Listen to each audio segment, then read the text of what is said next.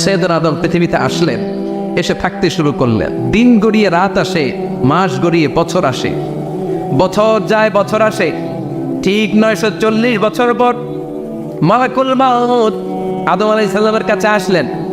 বললেন, আনা মালাকুল মাউত উকিলা বিকুম, আপনাদের জন্য আল্লাহ আমাকে বানিয়েছে রূহ কবজ করতে। ও আদম, আবুল বাশার, পৃথিবীর প্রথম মানব, প্রথম নবী, আপনার সময় শেষ, রেডি হন, ইয়ন।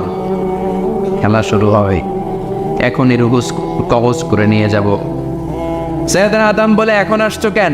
আমার আরো 60 বছর বাকি আছে।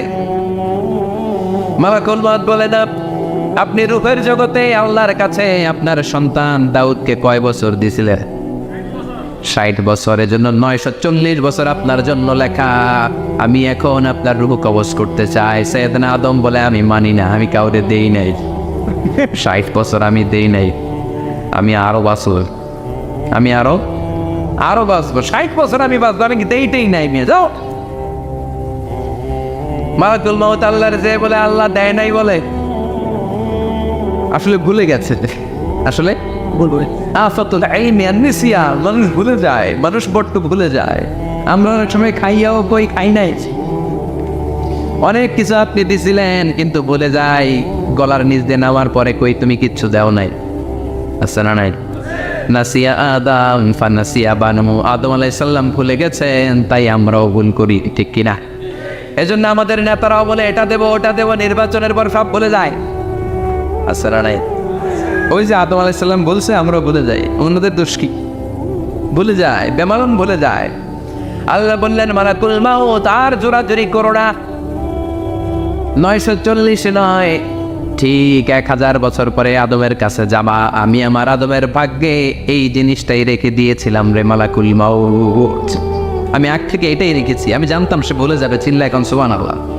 তার মানে পৃথিবীর সবচাইতে লম্বা মানুষ, 60 হাত লম্বা, এত শক্তিশালী আদম আলাইহিস সালাম শ্রীলঙ্কা প্রথম নেমেছিলেন। এক লাফ দিলে আদম আইন চলে যাইতেন। সুবহানাল্লাহ। কি লম্বা মানুষ, থাকতে পারছে? কথা নাই, গমে ধরছে। শেষ করে দেই। হ্যাঁ, আরো কয়েক মিনিট চলবে, চলবে চলবে। তাকবীর দেন, লিল্লাহি তাকবীর। আদম আলাইহিস সালাম চলে গেলেন। ওনার পরের নবী ইদ্রিস আলাইহিস সালাম, উনি মরে নাই। ইদ্রিস আলাইহিস সালাম মরছে, কে বলছে? উনিও মরেছেন। তবে ওনার মৃত্যুর আজীব এক ঘটনা আছে, অনেক লম্বা কথা। এক ফেরেশতার সাথে ওনার বন্ধুত্ব হয়েছিল। বলেছিলেন, আমি আকাশ দেখতে চাই, আল্লাহর কাছে অনুমতি চাই। আল্লাহ বলল, ঠিক আছে, ইদ্রিসকে আকাশে ঘুরাও।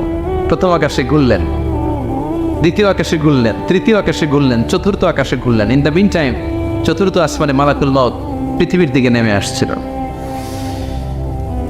ওই ফেরেশতা বলে, মালাকুল মাউত আপনি কই যান? মালাকুল মাউত বলে, একটু আগে আল্লাহ ফরমান জারি করেছে, চতুর্থ আসমানে আমার নবী ইদ্রিসের রূহ কবজ কর।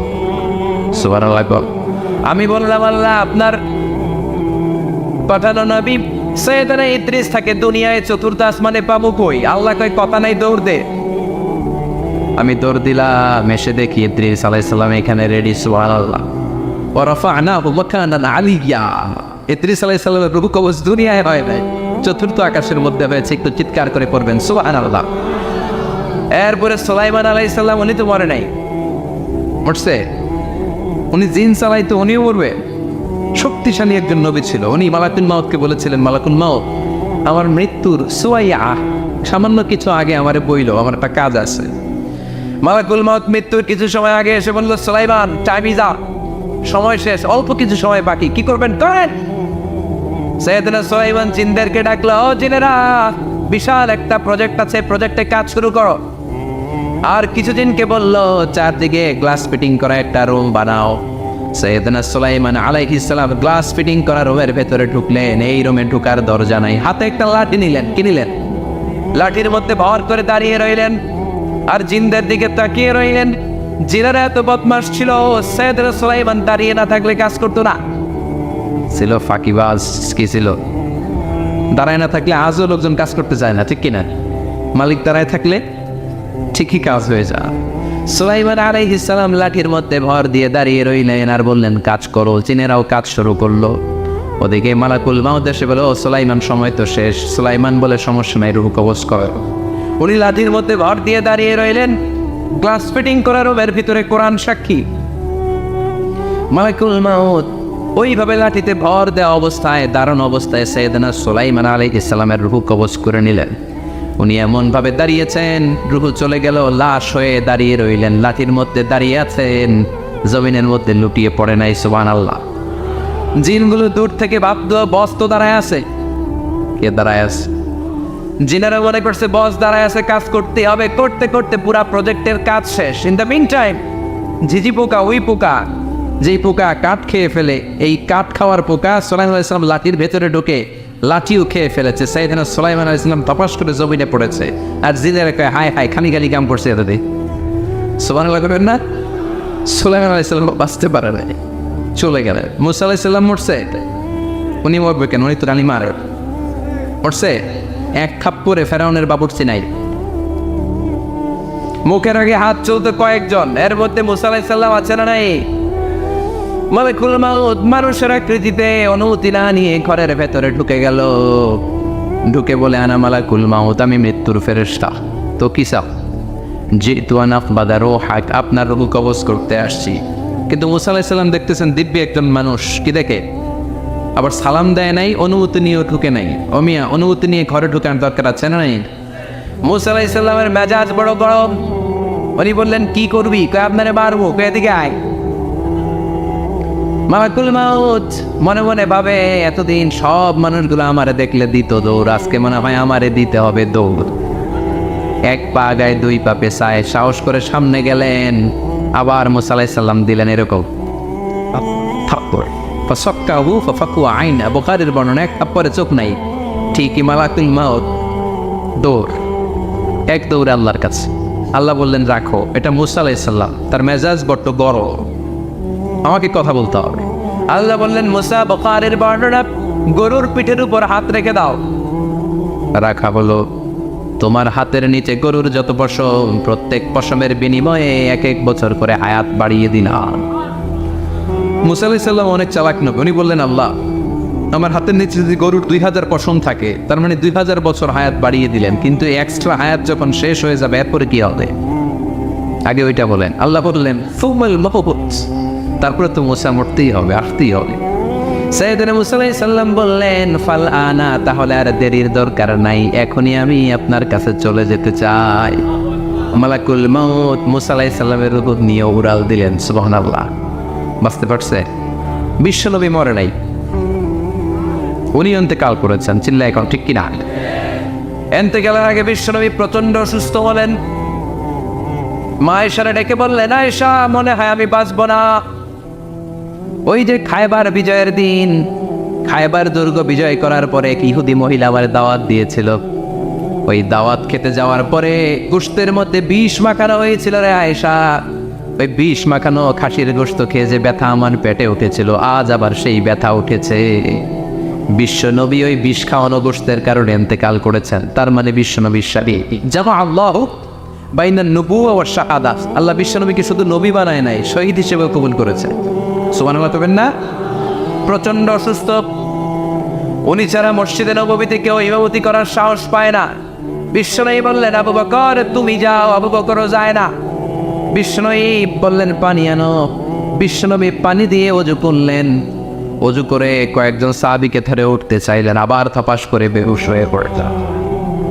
বিশ্বনবী উঠতে পারে না। আবার বললেন ঠান্ডা পানি আনো। পানির ভেতরে বিশ্বনবী 2 হাত ঢুকিয়ে দিয়ে ঠান্ডা ভিজা হাত দিয়ে চেহারার মধ্যে মাসে করলেন আর বললেন ইন্নালিল মাউতি লা সাকারাত, হায়রে মৃত্যুর কি যন্ত্রণা, হায়রে মৃত্যুর যে কি কষ্ট। অবিয়া বিশ্বনবী যদি মৃত্যুর কষ্টে কাতরায়, আমাদের অবস্থা কি? আমাদের নসিবে কি আছে? আল্লাহ তুমি বাঁচাও, পড়ে না আমি। বিশ্বনবী কাঁদছেন, সাহাবারা একের পর এক দেখতে আসে, কান্নার রোল পড়ে গেল চারদিকে। বিশ্বনবীর কলেজার টুকরা নয়নের পুটুলি সাইয়েদাতুনা ফাতিমা বিশ্বনবীর কান্না সহ্য করতে পারে না।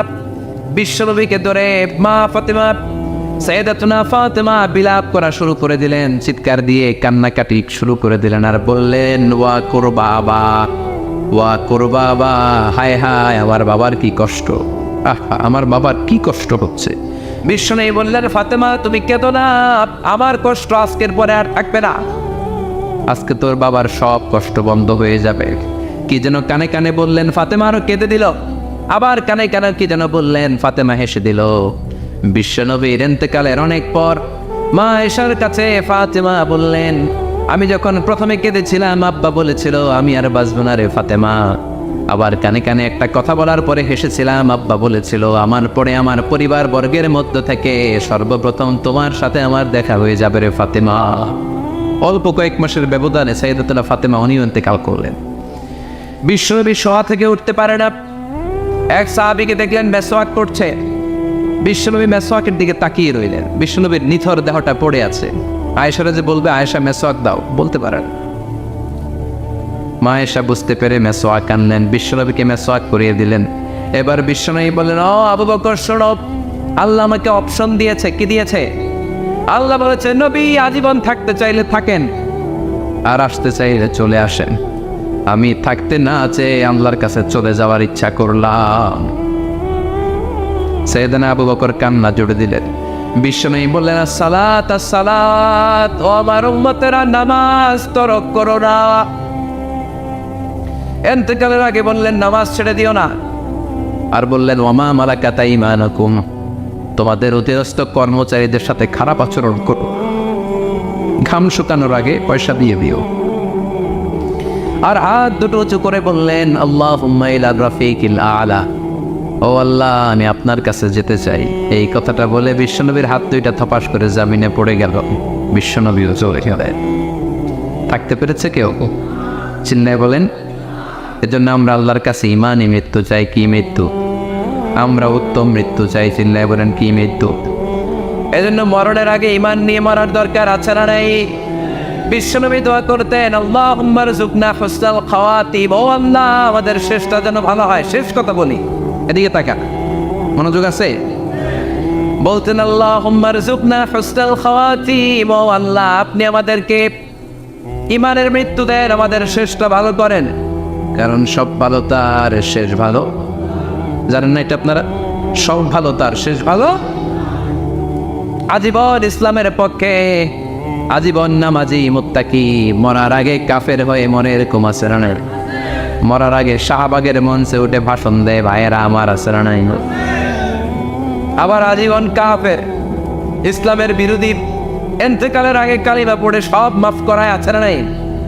বিশ্বনবীর শ্বশুর আবু সুফিয়ান, নাম শুনছেন? বদরের যুদ্ধে বিশ্বনবীর বিরুদ্ধে, মক্কায় বিশ্বনবীর ঘুমাতে দেয় নাই। উহুদের যুদ্ধে বিশ্বনবীর সাথে ফাইট, খন্দকের যুদ্ধে বিশ্বনবীর সাথে মারামারি, আহজাবের যুদ্ধে কিলাকিলি, সারাটা জীবন বিশ্বনবীর সাথে মারামারি। মক্কা বিজয়, কালিমা পড়ে মুসলমান হয়েছে। গোটা জীবনে যা অন্যায় করেছে সব মাফ করে দিয়েছে কে? এজন্য আমরা আল্লাহরে বলি আল্লাহ কালিমাটা পড়তে পড়তে যেন আমরা মরতে পারি। চিৎকার করে পড়ে না আমিন। জিহাদের ময়দানে এক সাহাবা যুদ্ধ করতে লাগলেন। বুখারীর বর্ণনা, যুদ্ধ করতে করতে কাফেরদেরকে মারতে মারতে, হাদিসের ভাষ্য লা ফাজা ওয়ালা শাযা ইল্লা ইয়াতরিবুহা বিসাইফি, তার সামনে যত কাফের আসে সে কচুকাটা করে। অন্য সাহাবীরা খুশি হয়ে যায়। অন্য সাহাবীরা বলে আজকের সব সওয়াব এই সাহাবী পেয়ে যাবে। কিন্তু বিশ্বনবী হঠাৎ করে একটা কথা বললেন, ওই কথা শুনে সাহাবীরা অবাক। বিশ্বনবী বললেন হুয়া ফিন্নার, ও জাহান্নামে যাবে। কই যাবে? জিহাদের ময়দানে এক মুজাহিদ সাহাবী কাফিরদেরকে মেরে শেষ, কিন্তু বিশ্বনবী বললেন কই যাবে? কথা কয় না। এক সাহাবী কয় ঘটনা কি? এত বড় মুজাহিদ ফি সাবিলিল্লাহ কেন জাহান্নামে যাবে? আমি লুকিয়ে লুকিয়ে দেখি। লুকিয়ে লুকিয়ে ওই সাহাবী দেখে মুজাহিদ সাহাবী যুদ্ধ করতে করতে কাফিরদের বিশাল একটা ঘাটির ভেতরে ঢুকে গেল। মারতে মারতে মারতে মারতে হঠাৎ এক কাফেরের আঘাতে এই মুজাহিদ সাহাবীর ডান হাতটা কাটা পড়ে গেল। এবার ডান হাত দিয়ে ফিনকি দিয়ে রক্ত বের হতে শুরু করলো। মুজাহিদ সাহাবী আর যন্ত্রণা সহ্য করতে পারে না। যন্ত্রণা সহ্য করতে না পেরে কাতরাতে কাতরাতে নিজের হাতের ছুরিটাকে জমিনের মধ্যে গেড়ে দিয়ে ছুরির উপরে ঝাঁপিয়ে পড়ল। পেটের এই দিক দিয়ে ঢুকে ওপাশ দিয়ে বের হয়ে গেল, এফার ওপার হয়ে গেল। মানে আত্মহত্যা করলো, ঠিক কিনা? জাহান্নামী নাই? কথা কর। লুকিয়ে লুকিয়ে যে সাহাবা দেখেছে চিৎকার দিয়ে বিশ্বনবীর কাছে যেয়ে বলে আশহাদু আন্নাকা রাসূলুল্লাহ, ও ও নবী, আপনি যে আসল নবী কোনো সন্দেহ নাই, আমি লুকিয়ে লুকিয়ে দেখেছি ওই মুজাহিদ সাহাবা বেঁচে নাই, সে কাফের আঘাতে শহীদ হয় নাই, নিজের পেটে নিজে ছুরি ঢুকিয়ে আত্মহত্যা করেছে। আজীবন বিশ্বনবীর সাথী, মরার আগে জাহান্নামী। আমরা কেউ জানি না আমাদের শেষটা কেমন হবে, এজন্য আমাদের শেষটা ভালো হোক, ভেরি সেন্সিটিভ ইস্যু। আমাদের শেষটা ইমানের হোক। এখন যেমনি মাথা ঠিক আছে, বুদ্ধিমত্তার সাথে শাহাদাত বাক্যের উপর যেন আমরা মরতে পারি, আমরা পড়ি আমিন। চিল্লায় পড়ে না আমিন। কি করে বুঝবেন মৃত্যুটা ভালো হলো? এক নম্বর আলামত আন-নুতকু বিশ-শাহাদা, মরার আগে আওয়াজ করে জিকির করে কেউ যদি পড়তে পারে লা ইলাহা ইল্লাল্লাহু মুহাম্মাদুর রাসূলুল্লাহ সাল্লাল্লাহু, এটা হচ্ছে আলামাতু হুসনিল খাতিমা। আপনার মৃত্যুটা যে ভালো মৃত্যু হয়েছে এটার আলামত। কি মৃত্যু? সবাই বলেন ভালো মৃত্যু আমরা চাই কি চাই না?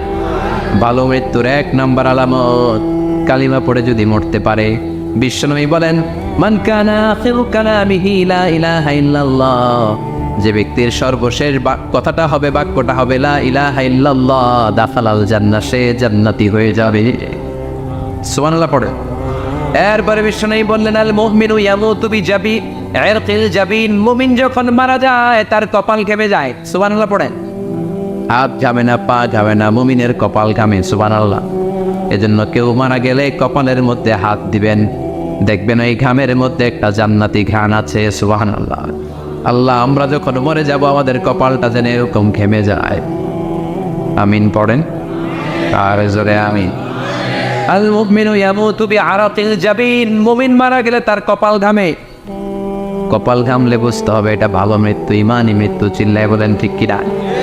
এরপরে বিশ্বনবী বললেন ফি লাইলাতিল জুমা, জুমার রাতে যদি মরে, আও ফি শাহরি রমাদান, কিংবা রমজান মাসে যদি মরে, আও ফি সাফারিল হজ, কিংবা হজের সফরে যদি মরে। বাংলার জমিন থেকে অনেক হাজিরা হজ করতে যায়, অনেকে ওইখানে যে আরাফাতের ময়দানেও মারা যায়, এরকম হাজি আছে না? খুশনসিব, এটা খুশনসিব। আলহামদুলিল্লাহ পড়ে।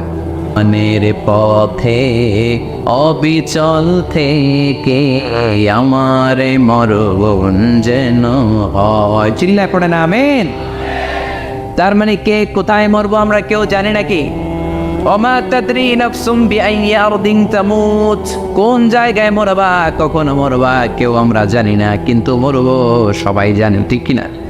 কুল্লু নাফসিন যায়িকাতুল মাউত, প্রত্যেকটি আত্মার মৃত্যুবরণ করতে হবে, এটা আমরা সবাই জানি। The most certain thing in life is death, but the most uncertain thing in our life is the time of death. এই জীবনের সবচেয়ে সুনিশ্চিত বিষয় হলো মরণ, সবচেয়ে অনিশ্চিত বিষয় হলো মরণের সময়। চিল্লা এখন ঠিক কিনা? মরবো যে আমরা সবাই জানি, কিন্তু কোথায় মরবো আমরা কেউ জানি? জানি আমরা সবাইকেই মরতে হয়, জন্মালেই মরতে হবে, চলে যেতে হবে, থাকা যাবে না। এটাই হলো পৃথিবীর পদ্ধতি। জীবনের সবচাইতে নির্মম ঘটনা হচ্ছে মরণ, সবচাইতে ভয়ঙ্কর অভিজ্ঞতা। কোন প্রাণীর জন্য সর্বোচ্চ এবং সবচাইতে ভয়ঙ্কর অভিজ্ঞতা হচ্ছে মৃত্যু। এবং এত ভয়ঙ্কর অভিজ্ঞতা, এই অভিজ্ঞতাটা কারো কাছে শেয়ার করে যাওয়া যায় না। মরার সময় কেউ বলে যেতে পারছিল আমার মরতে এমন লাগছে, কইতে পারছে? কেমন লাগছে বলতে পারে? বলা যায় না। তার আগেই চলে যেতে হয় শৈশব, কৈশোর, যৌবন, বার্ধক্য, প্রৌঢ়ত্ব, বয়সের ছাপ, কালো চুল দাড়ি সাদা হয়ে যাওয়া, দাড়ি চুলের শুভ্রতা, দুর্বলতা। This is the circle of life. ছোট্ট ছিলাম, বড় হলাম, সিঙ্গেল ছিলাম, ডবল হলাম, তারপরে বাবা হলাম, তারপরে শ্বশুর হলাম, তারপরে নানা হলাম, তারপরে চলে যেতে হবে। This is the circle of life. চিল্লায় বলেন ঠিক কিনা? এই যে মুরব্বীরা, দাড়ি পাকা মুরব্বী যারা আছে, আপনারা কি মনে করছেন মায়ের পেট থেকে মুরব্বী হয়ে বেরিয়েছিল? কিরকম বের হয়েছিল? তারাও ওয়া ওয়া করেছে, এরাও ফিডার খাইতো, এই চাচারা খায় নাই? এরাও ফিডার খেত, এরাও মায়ের বুকের দুধ খেত, এরাও ছোট্ট বাচ্চাদের মতো গরমকালে পানির মধ্যে ডুবাইতো। স্কুল ফাঁকি দিয়ে বাচ্চারা ডুবায়, আসে না নাই? উখিয়াতে এরকম নাই? ছোট্ট বাচ্চা ছিল, বড় হলো, বার্ধক্যে উপনীত হলো। This is the circle of life, চলে যেতে হবে। বিশ্বনবী বললেন, আমার উম্মতি মা বাইনা সিত্তিনা ইলা সাবঈন, আমার উম্মতের গড় বয়স হলো 60 থেকে 70। এই উম্মতের গড় বয়স কত? 60 থেকে 70। ওয়া আকাল্লুহুম মাইয়াজুজু যালিক, অল্প কিছু মানুষ আছে যারা 70-এর বেশি হায়াত পায়। এখানে 70-এর বেশি আছেন কারা? হাত তোলেন দেখি তো। কয়জন? একজন, দুইজন, তিনজন। মাশাআল্লাহ, আল্লাহ আরো হায়াত দেয়। আল্লাহ এদেরকে আরো হায়াত দারাজ করুক। চিল্লায় বলেন আমিন। তার মানে আমার উম্মতি মা বাইনা সিত্তিন ইলা সাবঈন, বিশ্বনবী বললেন এই উম্মতের গড় বয়স 60 থেকে 70, আর 70-এর বেশি হায়াত পাবে। ওয়া আকাল্লুকুম মাইয়াজুজু যালিক, 70-এর বেশি পাবে হাতে গোনা, গুনে বের করে ফেলা যায় 1 জন 2 জন 3 জন, বাকি সব 60-এর আগে নাই। শিল্লা এখন ঠিক কি না? বাংলাদেশের গড় হায়াত কত মানুষের? 60। বিশ্বনবীর কথার সাথে মিলে গেছে। চিল্লায় পড়েন সুবহানাল্লাহ। এই জন্য বিশ্বনবী বলেন, এই যে মুরব্বীদের দাড়ি পাকে, এই যে রাস্তায় অ্যাক্সিডেন্ট হয়, এই যে ক্যান্সারে আক্রান্ত হয়ে লোকজন মারা যায়, তার উপরেও কি টনক নড়ে না? এরপরেও কি বিবেকে ধরে না যে তোমাকে চলে যেতে হবে? আকসিরু যিকরা হাযিবিল লাযযাত, জীবনের সব স্বাদকে পানসা করে দেয় ওই মরণকে স্মরণ করো। মরণকে স্মরণ করলে জাহান্নাম বরণ করা লাগে না। চিল্লায় বলেন ঠিক কিনা? আবার আল্লাহ বললেন, গোলাম, স্পেশাল একজন ফেরেশতা আমি মরণের জন্য সিলেক্ট করলাম, নাম মালাকুল মাউত। তাকে আমরা আজরাইল বলে চিনি। এই মালাকুল মাউত তার বাহিনী নিয়ে নির্ধারিত টাইমে গোটা বিশ্বের সব মানুষের রূহ কবজ করে। অন টাইম নাকি দেরি করে? মালাকুল মাউত আগেও আসে না, পরেও আসে না। সুবহানাল্লাহ পড়ে। সাইয়েদনা সুলাইমান আলাইহিস সালাম জামানাতে ওনার এক ওয়াজির ছিল, মন্ত্রী। ওই মন্ত্রীকে নিয়ে উনি বৈঠক করতেন। ওনার সময় উনি মালাকুল মাউতের সাথে বৈঠক করতেন। শুনতেছেন? আপনাদের মনোযোগ আছে তো? উনি বৈঠকে বসেছেন, মালাকুল মাউতও বসা, ওয়াজিরও বসা। হঠাৎ মালাকুল মাউত ওয়াজিরের দিকে বড় বড় চোখ করে তাকাচ্ছে। বড় বড় চোখ করে তাকানোতে ওয়াজির ভয় পেয়েছে। হঠাৎ মালাকুল মাউত চলে গেল। ওয়াজির বলে, ও সুলাইমান আলাইহিস সালাম, এই যে লোকটা বড় বড় চোখ করে আমার দিকে তাকালো, এটা কে? সাইয়েদনা সুলাইমান বলে, হাদা মালাকুল মাউত। যে বর্ণনাটা বলছে এটা হাদিস না, এটা হচ্ছে ইসরাইলিয়া, জিউস ট্রেডিশন। কোরআন হাদিসের সাথে কোনো দ্বন্দ্ব নাই, তাই বর্ণনা করা যাবে। বিষ্ণু বলেছেন, বাল্লিগু আন্নি ওয়ালাউ আয়া। আবার বলেছেন, ওয়া হাদ্দিসু আন বনি ইসরাঈল ওয়ালা হারাজ। বনি ইসরাইলের ট্রেডিশন বর্ণনা করো, জিউস ট্রেডিশন বর্ণনা করো, এতে কোনো সমস্যা নাই। ওয়াজির বলে, ও সাইয়েদনা সুলাইমান, বড় বড় চোখ করে যে তাকালো লোকটাকে? সাইয়েদনা সুলাইমান বলে, হাদা মালাকুল মাউত, এটা মৃত্যুর ফেরেশতা। ওয়াজিরের কলিজায় পানি নেই। এটা কি ফেরেশতা? শুনে তো পিলে চমকে গিয়েছে। কয়টি? মালাকুল মাউত তো আমার চিনে বলেছে, বাড়ি চিনে ফেলছে আমার খবর আছে। সাইয়েদনা সুলাইমান আলাইহিস সালাম জিনদেরকে দিয়ে কাজ করাতেন, মেঘমালাকে দিয়ে কাজ করাতেন, বিশাল সিংহাসন নিয়ে পৃথিবীর প্রাচ্য থেকে পাশ্চাত্যে ঘুরে বেড়াতেন। সাইয়েদনা সুলাইমানকে ওয়াজির বলে, ও সুলাইমান, মেঘমালাকে আদেশ করে দেন, আমি আর এই ফিলিস্তিনের ভূখণ্ডে থাকতে চাই না। আকাশের মেঘমালার উপরে আমারে বসিয়ে দেন, আর বলে দেন আমারে নিয়ে যেন আকাশের মেঘমালা হিন্দুস্তানের ওই দূর পর্বতে রেখে আসে। আকসা আল হিন্দ, হিন্দের সবচেয়ে দূরবর্তী জায়গায় যেন আমার রেখে আসে। সাইয়েদনা সুলাইমান বললেন, আকাশের মেঘ যাও, আমার ওয়াজিরকে নিয়ে হিন্দুস্তানের একটা উপদ্বীপে রেখে আসো। রেখে আসা হলো। কিছুক্ষণ পর মালাকুল মাউত সাইয়েদনা সুলাইমানের কাছে হাজির। সাইয়েদনা সুলাইমান বললেন, ও মালাকুল মাউত, কই ছিলা? একটু আগে হিন্দুস্তান থেকে আপনার ওয়াজিরের রূহ কবজ করে আসছি। সুবহানাল্লাহ পড়েন। এটা আবার কেমন কথা, তুমি ওইখানে গেলা কেন? কয়, রব্বুল আলামিন কিছুক্ষণ আগে আমার কাছে পয়গাম পাঠিয়েছে, যাও সাইয়েদনা সুলাইমানের ওয়াজিরের রূহটা কবজ করো। কবজ করার জায়গা হলো হিন্দুস্তানের উপদ্বীপ। কোন জায়গায়? মালাকুল মাউত এসে দেখে সুলাইমান নবীর সাথে মিটিং করে। ওয়াজির কার সাথে মিটিং করে? সুলাইমান নবীর সাথে। কিন্তু ফরমানে লেখা রূহ কবজ করতে হবে কোথায়? হিন্দুস্তানে। সুবহানাল্লাহ করবেন না? এই জন্য বড় বড় চোখ করে আমি তাকিয়েছি, আর মনে মনে ভাবলাম টাইম তো নাই, কারণ মৃত্যু তো অন টাইমে হতে হয়, এখনই ওর রঘু কবজ করতে হবে। কেমন করে ওইখানে যাবে আমি জানি না, আমি আগে চলে যাই। মালাকুল মউত চলে গেল, যে দেখে ওই জায়গায় ওয়াজির হাজির, সাথে সাথে রঘু কবজ করে আল্লাহর কাছে চলে গিয়েছে। পড়েন সুবহানাল্লাহ। এই জন্য আল্লাহ বললেন, মালাকুল মউত আমি নির্ধারণ করে দিয়েছি, পৃথিবীর প্রতিটি মানুষ মালাকুল মউতকে দেখবে, চাক্ষুষ দেখবে, ভালো হলেও দেখবে, খারাপ হলেও দেখবে। কার কথা?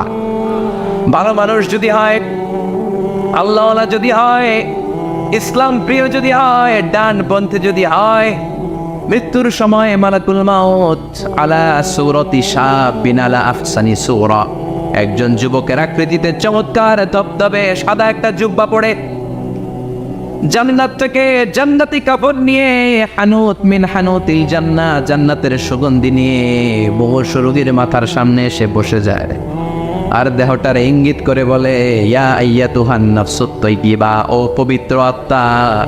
আরেক বর্ণনায় এসেছে, ইয়া আইয়াতুহান নাফসুল মুতমাইন্না, ও প্রশান্ত আত্মা, উখরুজি ইলা মাগফিরাতিম মিনাল্লাহ, আল্লাহর ক্ষমার দিকে বের হয়ে আসো। উখরুজি ইলা মাগফিরাতিম মিনাল্লাহি ওয়া রিদওয়ান, আল্লাহর ক্ষমার সন্তুষ্টির দিকে রুহুটা বের হয়ে আসো। স্মুথলি বলার সাথে সাথে মুমিনের দেহ থেকে রুহুটা বের হয়ে আজরাইলের হাতে চলে যায়। স্মুথলি বলার সাথে সাথে স্বাচ্ছন্দ্যে আনন্দে মুমিনের দেহ থেকে রুহুটা সা করে বের হয়ে মালাকুল মউতের হাতে এসে পড়ে। পড়েন সুবহানাল্লাহ। আল্লাহ এমন মৃত্যু তুমি আমাদের নসিবে রেখে দিও, চিৎকার করে পড়ে না আমিন।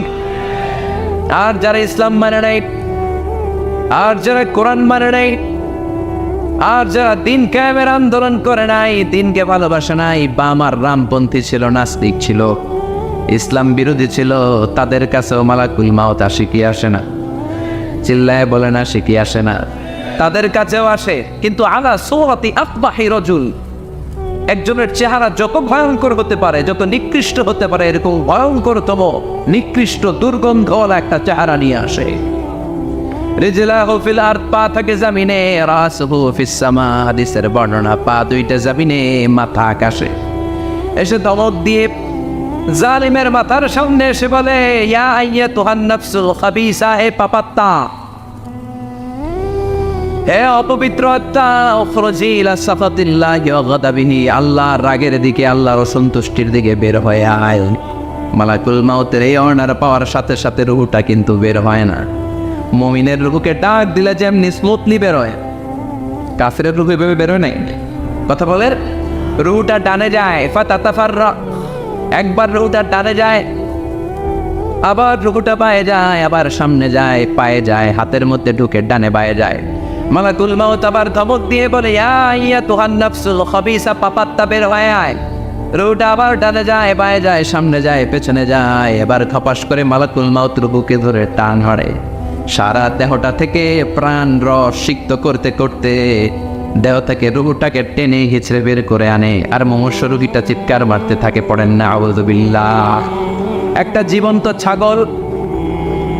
জীবন্ত ছাগলের চামড়াগুলো জবাই না দিয়ে কেউ যদি টেনে টেনে বের করে, ছাগল জবাই হয় নাই, কিন্তু চামড়া এক পাশ থেকে টেনে টেনে টেনে হিচড়ে আপনি গা থেকে বের করলে যত কষ্ট হয়, এর চেয়েও বেশি কষ্ট দিয়ে মালাকুল মউত বামপন্থী আর কাফিরদের রুহুটা দেহ থেকে বের করে আনে। পড়েন না আউযু বিল্লাহ। আমাদের রুহুটা যেন আল্লাহ, মুমিনদের রুহু আপনি যেভাবে কবজ করেন, ওইভাবে যেন আমাদের রুহুটা বের হয়ে আসে। আরো জোরে পড়েন না আমিন। এজন্য আল্লাহ বললেন, বাল তু'থিরুনাল হায়াতাদ দুনিয়া ওয়াল আখিরাতু খায়রুন ওয়া আবকা। পাগলের মতো ওহাচ্ছন্ন হয়ে এই দুনিয়াটার পেছনে ছুটে বেড়াও, এই দুনিয়া আসল নয়, আখিরাত হলো আসল। চিল্লায় বলেন ঠিক কিনা? অস্থির, আমরা ব্যস্ত দুনিয়ার লোভে আর মোহে পড়ে আমাদেরকে যে মরতে হবে, চলে যেতে হবে, এটা ভাবার সময় আমাদের নাই। চিল্লাই এখন ঠিক কিনা? এজন্য বলা হয়, মুতু ক্বাবলান তামুতু, মরার আগে একবার মরো। হাসিবু ক্বাবলান তুহাসাবু আলাইক, তোমার হিসাব কিয়ামতের দিন করার আগে তুমি তোমার হিসাব করো। জীবনে কি কি পাপ করেছি আমি জানি, আমার চেয়ে ভালো কেউ জানে না। চিল্লায় বলেন ঠিক কিনা? কি কি অন্যায় করেছি আমার হৃদয়ের মধ্যে কথাগুলো আছে না নাই? পৃথিবীর কেউ না জানলেও আমি জানি কি জানি না। পৃথিবী না জানুক আমি তো জানি আমি কি পাপ করেছি হায়। পৃথিবী না জানুক আমি তো জানি আমি কি পাপ করেছি হায়। আমার পাপের করলে বিচার বাঁচার উপায় নাই আমার। দয়াময় প্রভু মাফ করো আমায়, মাফ করো আমায়। পড়ে না আমি আর জোরে আমিন। এজন্য হাসিবু ক্বাবলা আন তুহাসাবু আলাইক, তোমার হিসাব বসার আগে নিজে হিসাব করো কি কি করলা। আসল মরণের দিন শটান হয়ে তো শুয়ে পড়ো ভাই, মরার আগে আরেকবার মরো। মরার আগে আরেকবার কি করবেন কথা বলেন? মরার আগে কি করতে হবে? হঠাৎ একদিন বিছানায় শটান হয়ে শুয়ে যান, চক্ষুটা বন্ধ করেন, ভাবেন মরে গিয়েছেন। এই তোমার কুলমাউত চলে এসে রুহুটা নিয়ে গেল। আত্মীয় স্বজন চিৎকার চেঁচামেচি শুরু করে দিল, কান্নার রোল পড়ে গেল চারদিকে। মাইকের মধ্য দিয়ে, মসজিদের মাইকে অ্যানাউন্স হয়, অমুক এলাকার নিবাসী অমুক ভাই আমাদের মধ্যে দুনিয়ায় নাই, তার জানাজা হবে এশার নামাজের পর। সবাই এসে রুহের মাগফিরাত করে, সবাই আপনারে দেখতে আসবে, কেঁদে কেঁদে লোকজন আপনারে কবর দিতে আসবে। চিল্লায় বলেন ঠিক কিনা? কেঁদে কেঁদে সবাই আসবে, দেখার জন্য আসবে। ছেলেগুলো কাঁদবে, স্ত্রী কাঁদবে, বাবা মা কাঁদবে, বন্ধু বান্ধব কাঁদবে। আর ঘরের মধ্যে রাখা হবে না। এবার আপনাকে গোসল দেওয়ার পালা। চক্ষু বন্ধ করে চিন্তার দরকার আছে না নাই? কথা বলেন। হঠাৎ করে, হঠাৎ করে শুনবি একদিন আমার মৃত্যুর খবর।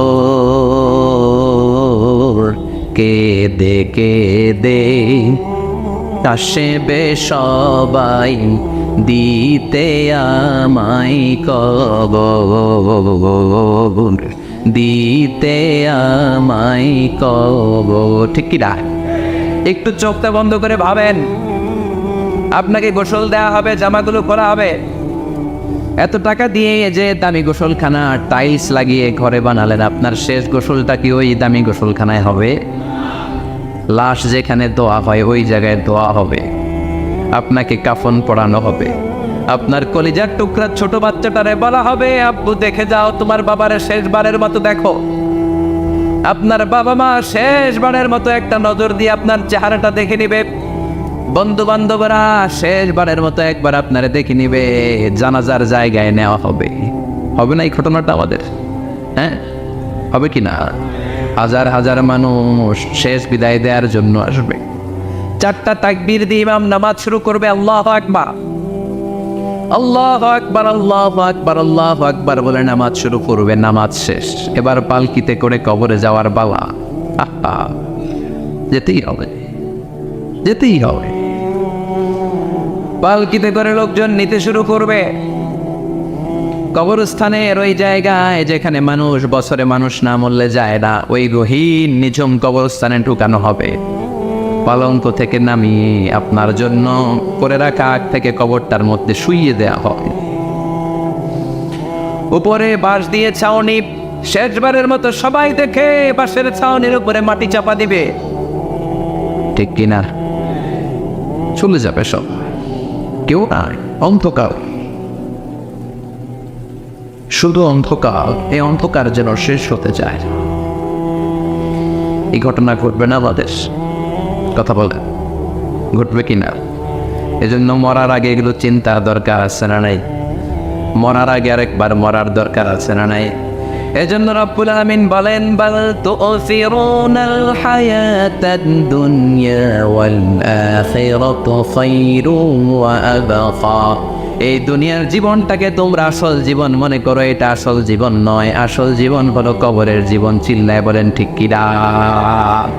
আল্লাহ তোমার এই দুনিয়ায়,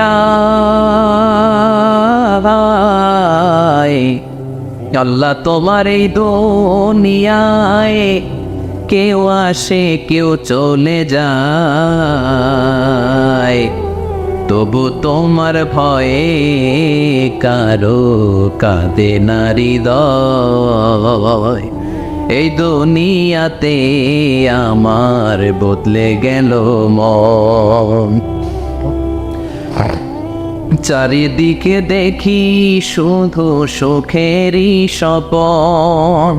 ভাবলো না মন আল্লাহ ছাড়া,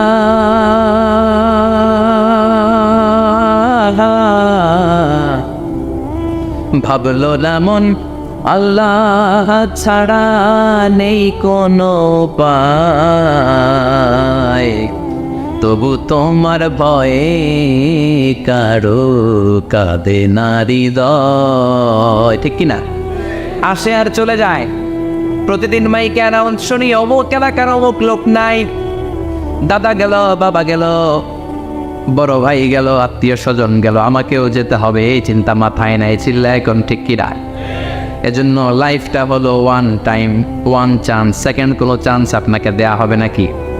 কাফেররা বলবে ইয়া রাব্বি আরেকটা সুযোগ দেন, লাউ আন্না লানা কাররা ইয়ানি মাররা, আল্লাহ আরেকটা সুযোগ যদি পেতাম দুনিয়াতে ভালো করে আসতাম। আল্লাহ বলবেন ইন্নাহা কালিমাতুল কাইলুহা, এটা শুধু তাদের মুখের কথা, তাদেরকে আবার সুযোগ দিলেও তারা কিচ্ছু করবে না, চিল্লা এখন ঠিক কিনা? এজন্য একটা চান্স আমরা পেয়েছি, এই দুনিয়ার ওয়ান চান্সে আমরা ভয় পাবো একজনকে, চিল্লায় বলেন তিনি কে? এজন্য যেতে আমাদেরকে হবে, এই মরণ থেকে পালানোর কোনো সুযোগ কেউ পালাতে পারে নাই। এই মরণ হলো আখিরাতের প্রবেশদ্বার। মরণ নামক পালকিতে চড়ে আমরা কবরের ভেতরে ঢুকি। মরণ হলো প্রথম পর্ব, কবর হলো দ্বিতীয় পর্ব, যেরকম ঠিক কিনা? এজন্য বিশ্বনবী বললেন আল কবর রাউদাতুম মিন রিয়াদিল জান্নাহ ওয়া হুফরাতুম মিন হুফারিন নার। কবর হলো কারো জন্য জান্নাতের বাগান, কারো জন্য জাহান্নামের গর্ত। আমরা বলি আল্লাহ আমাদের কবরটারে জান্নাতের বাগান বানাও। আরো জোরে পড়েন আমিন। আবার বিশ্বনবী বললেন ইন্নাল কবরা আউয়াল মানজিল মিন মানাজিলিল আখিরা। কবর হলো আখিরাতের মানজিলগুলোর প্রথম মানজিল। আখিরাতে একটার পর একটা অনেকগুলো স্টেশন আপনাকে পার হতে হবে। প্রথম স্টেশনটার নাম হলো কবর। প্রথম স্টেশনের নাম কি? এই কবর নামক স্টেশনে যদি আপনি মাফ পেয়ে যান, সামনের সব স্টেশনগুলোতে মাফের ব্যবস্থা করবে কে? আল্লাহ। আর কবর নামক স্টেশনে যদি ধরা খেয়ে যান, আপনার মায়ের আসানা নেই। লাশটাকে যখন রাখা হয়, লাশটা চিনে কে আমারে রাখলো, কে আমাকে ধৌত করলো, কে আমারে কাফন পড়ালো। এজন্য বিষ্ণুই বলেছেন মৌর্ষের সামনে বসে বসে পড়ো লা ইলাহা ইল্লাল্লাহু মুহাম্মাদুর রাসূলুল্লাহ নাফতিনু মাউতাকুম। লা ইলাহা ইল্লাল্লাহ, মৌর্ষের সামনে দাঁড়িয়ে দাঁড়িয়ে পড়ো লা ইলাহা ইল্লাল্লাহ। এই লা ইলাহা হচ্ছে জীবিতদের জন্য কালিমা, আর আমরা মরার পরে এই জিকির করি, ঠিক না? আমাদের দেশের অনেক জায়গায় লাশ নিয়ে কবরে যাওয়ার সময় লা ইলাহা পড়ে না। না, এটা আগের জিকির, মরার আগের জিকির। মরার আগে আপনাকে অ্যানাউন্সমেন্ট দিতে হবে আল্লাহ ছাড়া কোনো ইলাহ নাই, বিশ্বনবী হচ্ছেন শেষ নবী এবং রসুল, চিল্লায় বলেন ঠিক কি না? লাশটাকে যখন রেখে দেয়া হয়, বিশ্বনবী যত মানুষকে কবরে রেখেছেন তারপরে দাঁড়িয়েছেন আর বলেছেন ইস্তাগফিরু লিআখিকুম, তোমার ভাইদের জন্য তোমরা দোয়া করো। ফাইন্নাহু আনা ইউসাল, এখনই তাকে কবরে সওয়াল করা হবে। কবরে প্রশ্ন আসছে না নাই? কথা বলেন। বিশ্বনবী খাদিজাতুল কুবরা, ওনার প্রথম স্ত্রী খাদিজাতুল কুবরা তাহেরাকে কবরের মধ্যে রেখে দিয়ে কাঁদতে শুরু করলেন, চোখের পানি ছেড়ে অনেক দোয়া করলেন। দোয়া শেষে সব সাহাবারা ঘরে ফিরে যায়, বিশ্বনবী যায় না। সাইয়েদনা আবু বকর বললেন ও নবী চলেন ঘরে যাই। অনেক তো দোয়া করলেন, বিশ্বনবী বললেন আবু বকর তুমি যাও, আমি যাব না। এইটা সাধারণ মহিলা না, এটা বিপদের দিনের সঙ্গিনী খাদিজা। মক্কায় যখন আমার কেউ ছিল না, খাদিজা আমারে ভুলে নাই। 3 বছর কাফিররা আমাকে জেলখানায় বন্দি রেখেছে, নাম শিয়াবে আবি তালেবের জেলখানা। আমার স্ত্রী ওই জেলখানার জীবনেও আমারে ছাড়ে নাই, আমার সাথে 3 বছর খাদিজাও জেল খেটেছে। একটাই মহিলা, যেই মহিলাকে আল্লাহ আরশের উপর থেকে সালাম দিয়েছে, মহিলাটার নাম খাদিজা। আল্লাহু আকবার। আমার সব সন্তান আল্লাহ খাদিজার পেট থেকে দিয়েছে। ফাতেমাতুজ জোহরা খাদিজার মেয়ে, জাইনাব খাদিজার মেয়ে, উম্মে কুলসুম খাদিজার মেয়ে, রুকাইয়া খাদিজার মেয়ে, আবুল কাসেম বিশ্বনবীর ছেলে, খাদিজার ছেলে। আব্দুল্লাহ, যাকে তাইয়িব এবং তাহের নামে আমরা চিনি, সেও খাদিজার ছেলে। সুবহানাল্লাহ। ও আবু বকর, আমার এই কলিজার টুকরা প্রিয়তমা খাদিজারে রেখে দিয়ে কেমনে বাসায় যায়? তুমি যাও, আমি দাঁড়িয়ে থাকবো। এখনই মুনকার নাকির এসে খাদিজারে প্রশ্ন করবে, আমি দেখব খাদিজা উত্তর দিতে পারে কিনা। আর প্রশ্নের উত্তর যদি ভুল করে ফেলে, কবরের উপর থেকে আমি নিজে প্রশ্নের উত্তর দিয়ে দেব। সাইয়েদনা জিবরাইল বললেন, নবী, আপনারা দাঁড়িয়ে থাকার দরকার নাই, আবু বকরের সাথে করে চলে যান। আল্লাহ জানিয়ে দিয়েছে, খাদিজার কবরের প্রশ্নে যদি কোনো সমস্যা হয়, আরশের উপর থেকে খাদিজার প্রশ্নের জবাব আল্লাহ নিজে দিয়ে দিবে। এজন্য কবরের আযাব থেকে বিশ্বনবী পানাহ চেয়েছেন। বিশ্বনবী বলেছেন, আল্লাহুম্মা ইন্না নাউযু বিকা মিন আযাবিল কবর। ও আল্লাহ, কবরের আযাব থেকে তুমি আমাদেরকে বাঁচাও। পড়ে না আমিন। কবরে মুমিনদেরকে 4টা প্রশ্ন করা হবে, কাফিরদেরকে 3টা প্রশ্ন। চিৎকার করে বলেন, মুমিনের প্রশ্ন কয়টা? আর জোরে বলেন। প্রথম প্রশ্ন, মার রব্বুক, তোর রবের নাম কি? আমরা কি বলবো? আল্লাহ আমারে রব, এই রবি আমার সব, দমে দমে তনু মনে তারি অনুভব। আল্লাহ আমারে রব, এই রবি আমার সব। পড়েন আমিন।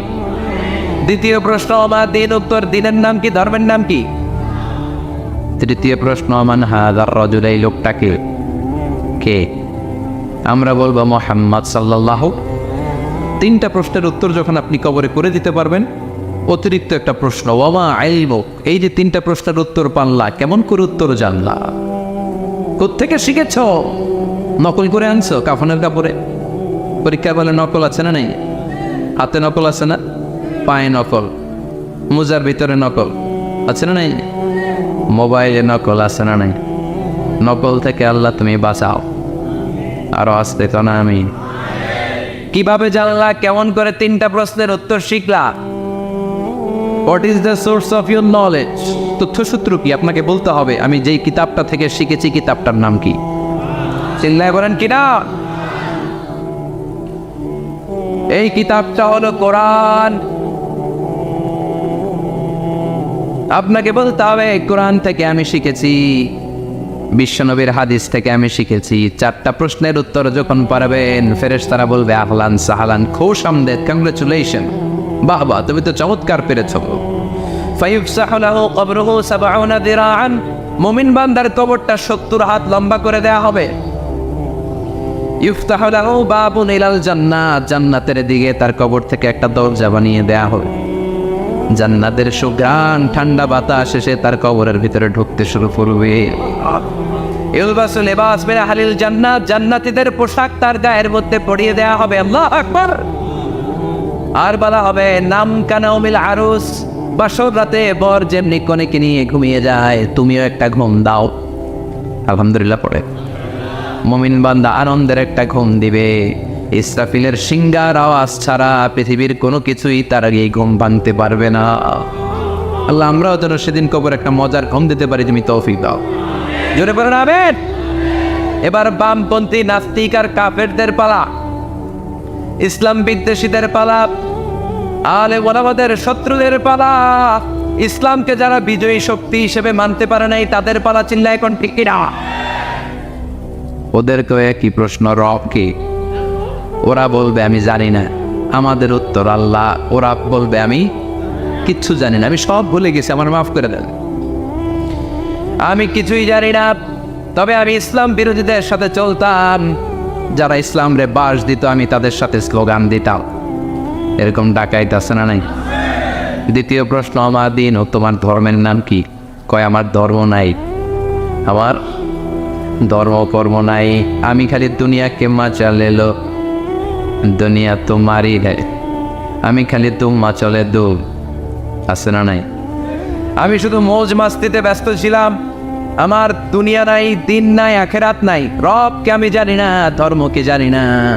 ইসলাম বিরোধী রাজনীতি আমি করতাম, মাও সেতুলের রাজনীতি, কার্ল মার্কসের রাজনীতি, বুশের রাজনীতি, ডোনাল্ড ট্রাম্পের রাজনীতি, বামপন্থীদের রাজনীতি। চিল্লায় কল ঠিক কিনা?